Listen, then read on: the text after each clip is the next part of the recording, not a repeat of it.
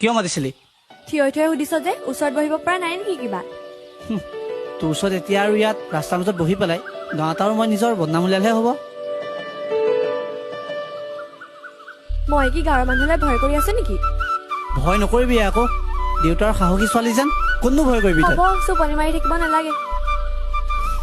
বাৰু তই কথা এটা কচোন, মই যদি কেতিয়াবা তোৰ পৰা বহুত দূৰলৈ গুচি যাওঁ তেতিয়া তই কি কৰিবি বাৰু? চাহ, তই এনেকুৱা কথা নকবি। মই জানো তই মোৰ পৰা কেতিয়াও আঁতৰি নাযাওঁ। মই সেইকাৰণে এইবোৰ ভাবি নাথাকো। মই যদি কেতিয়াবা এই পৃথিৱীৰ পৰা নাইকিয়া হৈ যাওঁ তেতিয়া? চাহ ল'ৰা, এনেকুৱা সমংগলীয়া কথা নকবি, নহ'লে মই মৰি যাম।